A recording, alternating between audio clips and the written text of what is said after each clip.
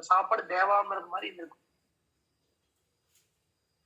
நான் ஒரு time friend வீட்டுக்கு போகும்போது வந்து பாத்தீங்கன்னா காலையில வந்து ஒரு விசிட்டுக்காக வீட்டுக்கு ஒரு இன்வைட் சாப்பிட்டேன், பசிக்குன்னு தான் இருந்தேன். ஆனா ஆக்சுவலா சாப்பிடல. எனக்கு ஹோட்டல் சாப்பிடறதுக்கு அப்ப பணம் இல்லை பெருசா. ஃப்ரெண்டோட அப்பாவும் சரின்ட்டு அவங்க சாப்பிட ஆரம்பிச்சிட்டாங்க. அந்த ஃப்ரெண்டோட அம்மா வந்து பாத்தீங்கன்னா ஒரு பிளேட்டு தோசை டக்குன்னு கை கொடுத்து சாப்பிட்டு சரி சும்மா சாப்பிட்டார் அப்படின்னு கொடுத்தாங்க. அதுக்கு முன்னாடி எனக்கு பயங்கர பசி இருந்துச்சு. அவங்க சாப்பிட தோசையோட மனம் இருந்துச்சு. எதிரா மத்திய சாப்பாடு கொடுத்தாங்க. அப்படி பசிக்கும் போது டக்குனு வந்து கொடுக்கும்போது எனக்கு அப்படி ஒரு ஆனந்தம். அந்த ஒரு தோசையும் ஒரு 10 செகண்ட் முடிச்சிட்டேன். அடுத்த தோசை எடுத்துட்டு வராங்க தெரியுது. நம்ம எங்க தலையை நிமிந்து பார்த்தா வேண்டாட்டு பண்ணி தலையை தூக்கி உட்காந்துட்டு டக்குனு வந்து பிளேட்ல போட்டாங்க. ஐயோ வேண்டான்னு சொல்லிட்டு போட்டீங்கன்னு போட்டாங்க. அப்படி 3 தோசை போட்டாங்க.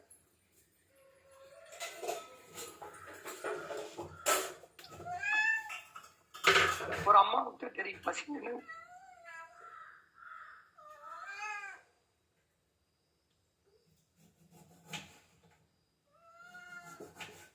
அந்த அம்மாவை நான் இன்னைக்கும் மறக்கவே முடியாது. அப்படி நம்மளுக்கு யாராவது ஒரு நேரம் உணவு போட்டுருப்பாங்க.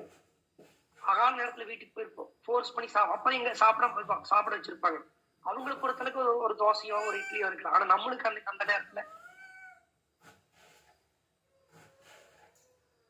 ஒவ்வொரு வேலை உணவு சாப்பிடும் போது அந்த விவசாயிகள் வந்து பாத்தீங்கன்னா எதை எதிர்பார்க்காம செய்யறாங்க. அது வேலை கிடைக்கும், இவ்வளவு ரேட் கிடைக்கும். நம்ம எல்லாருமே வேலை செய்யும் போது வந்து இவ்வளவு சம்பளம் கொடுத்தீங்களா, இவ்வளவு கிடைப்பாத வேலை செய்வேன் ஒரு எதிர்பார்ப்போட எல்லாருமே செஞ்சுட்டு எல்லா தொழிலும்.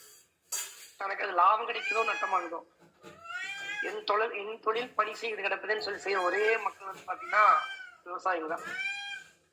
அதனாலதான் வள்ளுவர் சொன்னார், சுழன்றும் ஏற்பினது உலகம் உழந்தும் உலகே கலையல். எத்தனை துன்பம் வந்தாலும் அவங்க அந்த உலகத்திலே வர்றதில்லை. அதனால நம்முடைய கால்கள் சேற்றில் நடந்தவங்க நம்ம கைகள் சோற்றில் வைக்க.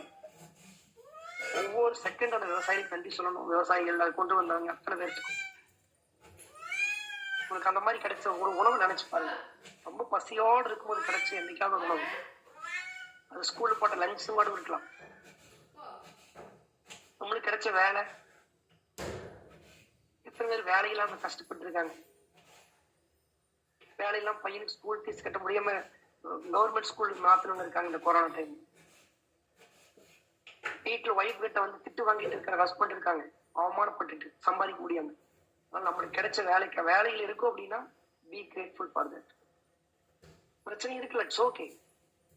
இந்த சம்பளம் ஒவ்வொரு டைம் வாங்கும் போதும் நம்ம சாப்பிட்ற சாப்பாடு, போட்டிருக்க துணி, அந்த வீடு, குழந்தை எல்லாமே வந்து பாத்தீங்கன்னா அந்த சம்பளத்தினாலதான்.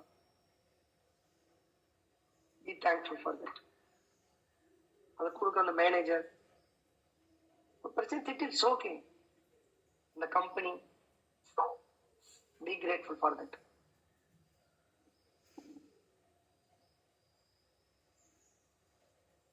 ஒரு பிசினஸ் பண்றீங்களா, உங்களுக்கு ஒரு எம்ப்ளாயீஸ், அவங்க நேரம் காலம் உங்களுக்கு வேலை செஞ்சு கொடுத்துருப்பாங்க. உங்களுடைய கஸ்டமர்ஸ், எத்தனை கஸ்டமர் தான் எத்தனை தொழில் வந்து பாத்தீங்கன்னா தேங்கி கிடக்கு. Be grateful for your customers. சில கஸ்டமர் கஷ்டம் கொடுப்பாங்க, இட்ஸ் ஓகே. ஸ்டில் அவங்க இருக்கனாலதான் நம்ம பிசினஸ்ல இருக்கும்.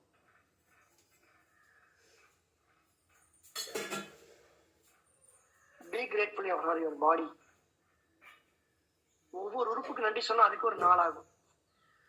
கண்ணில் அவங்கிட்ட போய் கேட்டு பார்க்கணும், கருப்பு என்ன, வெள்ளை என்ன, மஞ்சள் என்ன, பச்சை என்ன, எல்லாமே ஒரே கலர் தான்.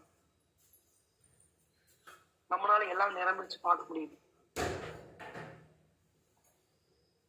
காது கேட்காதங்க, வாய் பேச முடியாதுங்க, தனக்கு ஒரு பிரச்சனையும் சொல்ல தெரியாது எத்தனை பேர் இருக்காங்க. சில பேர் இருக்காங்க மனநிலை பாதிக்கப்பட்டவங்க. நம்மளுக்கு வந்து எல்லாமே கிடையாது. ஆகுனா நம்ம ரெஸ்ட் எடுத்துக்கலாம். நம்ம ஹார்ட் என்ன தப்பாது நம்ம பம்ப் பண்ணி நம்ம ஹெல்த்தி வச்சிருக்கோம். Be grateful for that.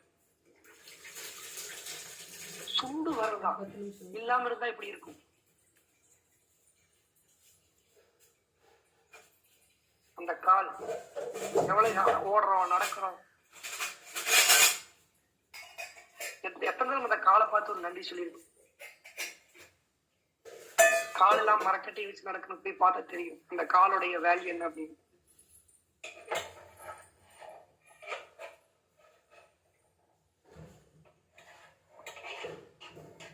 Be grateful for your body. இன்னைக்கு நியூட்ரைட் சப்ளிமெண்ட். இன்னைக்கு காலையில் கூட ஃப்ரெண்டு சொன்னார் அந்த மீட்டிங் முடிச்சுட்டு, பாருங்க நான் வருவேன் சொல்லி இந்த காலத்தை அழிச்சுட்டு 90 வருஷத்துக்கு முன்னாடியே ஒருத்தர் கடவுள் உலகத்துக்கு அனுப்பி இந்த மாதிரி ஒரு ப்ராடக்ட் கண்டுபிடிக்க வச்சு அதை இங்க வந்து கொடுக்குற அளவுக்கு என்னோட இன்னைக்கு நான் நல்லா இருக்குன்னா கடவுள் எனக்கு எவ்வளவு பிளஸிங் பண்ணியிருக்காங்க. அதை கேட்டு எனக்கே இப்படி திங்க் பண்ண அச்சீவ்மெண்ட். நிறைய டாக்டர்ஸ் நிறைய பேருக்கு லைஃப்ல வந்து பாத்தீங்கன்னா தேர் பிளேயிங் பிக் ரோல். உயிரிவே காப்பாத்திருப்பாங்க, ஆனா ஒரு போட்ட பில்லை பார்த்துட்டு கோவப்பட்டிருப்போம். எங்க அப்பா வந்து ஒரு நான் பிறந்த டைம்ல வந்து பாத்தீங்கன்னா ஒரு சின்ன ஒரு பார்த்து போய் பயிர் சமைச்சு தெரிய மறுத்துட்டு பிளட் பால்ஸ் அவன் கொண்டு போய் மாருதி ஹாஸ்பிட்டல் சொல்லிட்டு கோயம்புத்தூர்ல அங்கதான் அவங்க பழைக்க வச்சாங்க. அன்னைக்கு அந்த நேரத்துல செய்ய மட்டும்தான் இன்னைக்கு அவன் நடந்துருக்கலாம். அந்த டாக்டர் யாரும் கூட எனக்கு தெரியாது, பட் அவரு எனக்கு தெய்வம். நர்ஸ், அந்த ஹாஸ்பிட்டல் மெடிசின்ஸ், அது நம்ம உயிர் காப்பாத்து நம்மளுக்கே தெரியாது. அது ஒருவேளை சாப்பிடாம மட்டும் இருந்தா நீங்க உயிர் இல்லாம இருந்தாலும் போயிட்டு இருக்கல. நீ யாரு கண்டாங்க? Be grateful for that.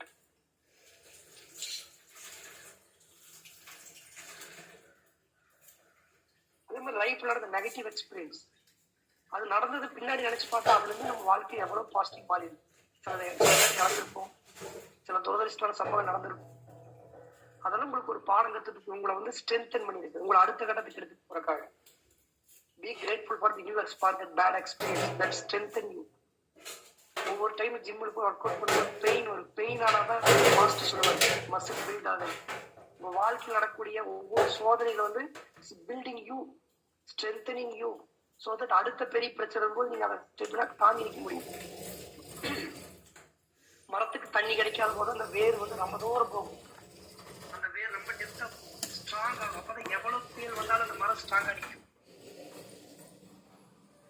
அந்த மாதிரி வாழ்க்கையில அந்த ஒவ்வொரு சோதனையில வந்து நம்ம